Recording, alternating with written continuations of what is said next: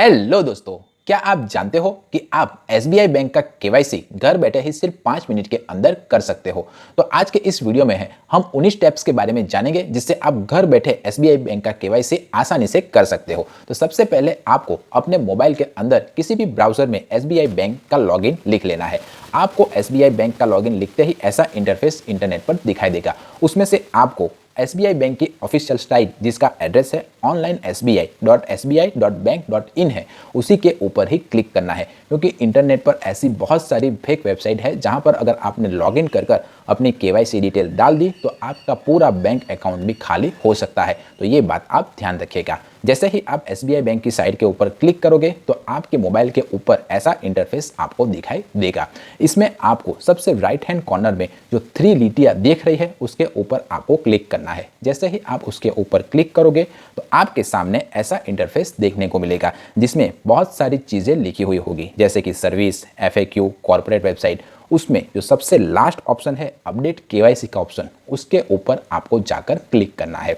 जैसे ही आप ये ऑप्शन के ऊपर क्लिक करोगे तो आपके सामने एक ऐसा इंटरफेस देखने को मिलेगा।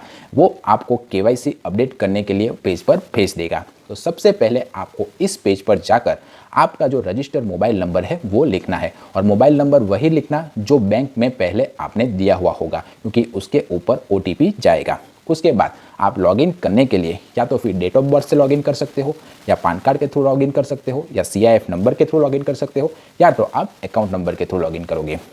तो मैंने यहाँ पर डेट ऑफ बर्थ का ऑप्शन सिलेक्ट करके गो ऑप्शन के ऊपर क्लिक कर दिया है। उसके बाद जैसे ही आप गो ऑप्शन के ऊपर क्लिक करोगे तो एक ओटीपी आपके मोबाइल नंबर के ऊपर जाएगा, और उस ओटीपी को जैसे ही आप डालोगे और सबमिट के ऑप्शन के ऊपर क्लिक करोगे तो आपके सामने ऐसा इंटरफेस देखने को मिलेगा जिसमें लिखा हुआ होगा कि C KYC details, do you have a C KYC number.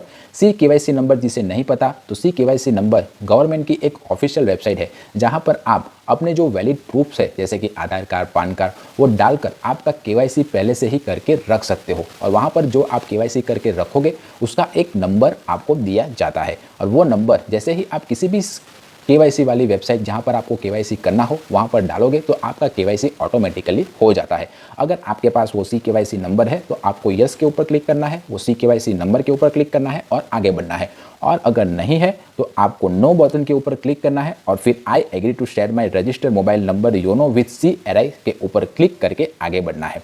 जैसे ही आप इसके ऊपर क्लिक करके आगे बढ़ोगे फिर से एक ओटीपी आपके रजिस्टर्ड मोबाइल के नंबर के ऊपर जाएगा। वो ओटीपी को आपको लिखना है और सबमिट के ऑप्शन के ऊपर क्लिक कर देना है। जैसे ही आप उस सबमिट के ऑप्शन के ऊपर क्लिक करोगे तो बहुत सारी डिटेल्स आपके सामने खुल जाएगी। अब उन डिटेल्स को पर्सनली आपको रीड करना है, वो डिटेल सही है या गलत उसे चेक करना है और उसके बाद आगे बढ़ना है। सेकंड ऑप्शन में आपको पैन कार्ड के डिटेल्स अपडेट करनी होगी। तो पैन कार्ड का जो आपका नंबर है वो आपको वैलिड लिखना है, और पैन कार्ड के ऊपर जो भी नाम जिस तरीके से लिखा हुआ है उसी तरीके से आपको लिखना है और आगे के ऑप्शन के ऊपर क्लिक करना है।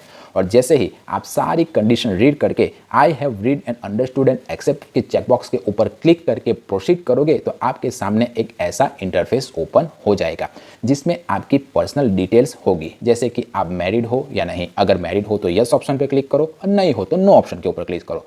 आपका धर्म क्या है वो आपको यहाँ पर बताना ज़रूरी है। अगर आपने अपना ईमेल आईडी अपडेट नहीं किया हुआ है तो यहाँ पर जाकर आप अपना ईमेल आईडी भी अपडेट कर सकते हो।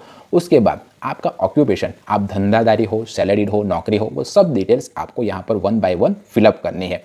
उसके बाद आपका एजुकेशन क्वालिफिकेशन क्या है वो आपको लिखना पड़ेगा, और अपनी सालाना आय, आप कितना रुपए साल का कमाते हो वो भी यहाँ पर आपको लिखना पड़ेगा। ये सब चीज़ें मैंडेटरी है। अगर आप खेती करते हो और खेती से अगर आपकी आय आती है तो आपको एग्रीकल्चर बटन के इनकम के ऊपर क्लिक करना है, और अगर आप फिजिकली हैंडीकैप हो यानी कि विकलांग हो तो आपको यस क्लिक करना है, और अगर आप विकलांग नहीं हो तो नो के ऊपर क्लिक करना है।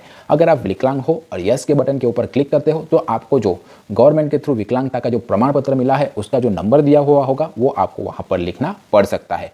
उसके बाद आपको पीईपी डिटेल्स को अपलोड करना है, यानी कि आपका कनेक्शन किसी पॉलिटिशियन के साथ है या नहीं उसको भी आपको बताना पड़ेगा।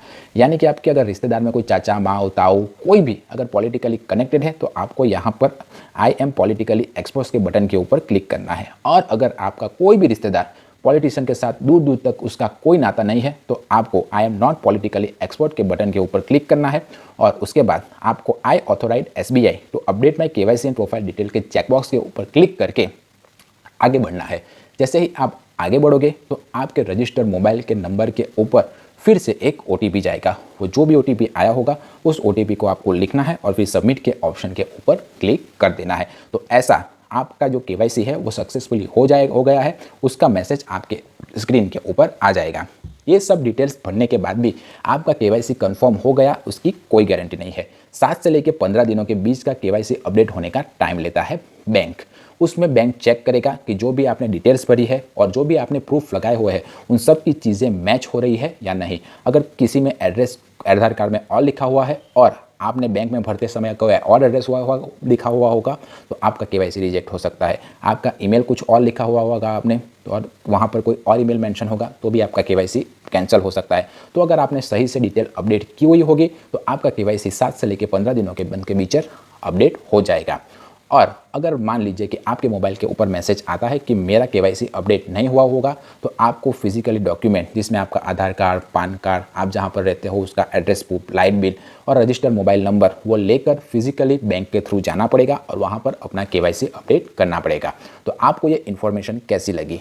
पसंद आई हो तो वीडियो को लाइक कीजिए, चैनल को सब्सक्राइब कीजिए और अगर आपका KYC कभी भी रिजेक्ट हुआ होगा तो मुझे कमेंट करके बताइए कि किस कारण से आपका KYC रिजेक्ट हुआ था।